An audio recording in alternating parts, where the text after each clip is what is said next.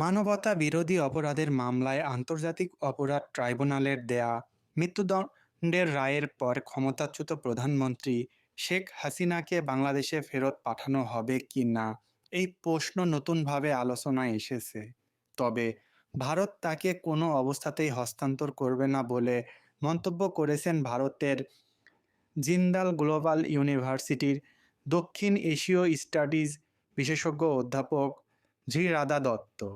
আজ সোমবার 17 নভেম্বর আল জাজিরাকে দেয়া এক সাক্ষাৎকারে শ্রী রাধা দত্ত বলেন, রায়টি প্রত্যাশিত ছিল, তবে দিল্লি শেখ হাসিনাকে ফেরত দেবে এমন সম্ভাবনা নেই।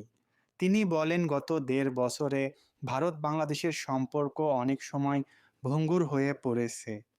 এমন পরিস্থিতিতে ভারত তাকে প্রত্যাবর্তন করবে না। তিনি আরও বলেন, আন্তর্জাতিক মানবাধিকার সংস্থাগুলোও একমত যে বাংলাদেশের ট্রাইব্যুনালে বিচার প্রক্রিয়া দেশীয় আইনি কাঠামো অনুসরণ করেই হয়েছে। দেশের পরিস্থিতি সবারই জানা।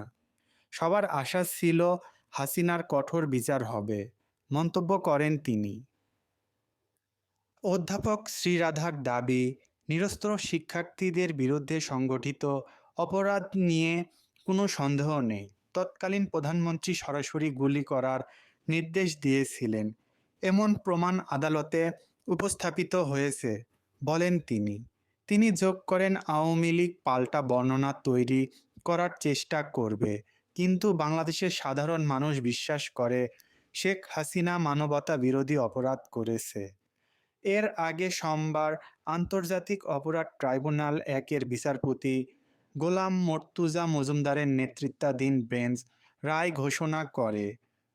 মামলায় 2 অভিযোগে শেখ হাসিনাকে মৃত্যুদণ্ড এবং 1 অভিযোগে আমৃত্যু কারাদণ্ড দেওয়া হয়। রায়ে আদালত বলেন, শেখ হাসিনা মানবতা বিরোধী অপরাধ করেছেন এমন প্রমাণ সন্দেহাতীতভাবে প্রতিষ্ঠিত হয়েছে। আসাদুজ্জামান খান কামাল ও চৌধুরী আবদুল্লাহ আল মামুনের বিরুদ্ধেও অভিযোগ প্রমাণিত হয়েছে। কামালকে মৃত্যুদণ্ড এবং রাজসাক্ষী হওয়ায় মামুনকে 5 বছরের কারাদণ্ড দেওয়া হয়। রায় ঘোষণা শুরু হয় দুপুর 12:30টার দিকে এবং আদালত 453 পৃষ্ঠার রায়ে সংক্ষিপ্ত পড়ে শোনানো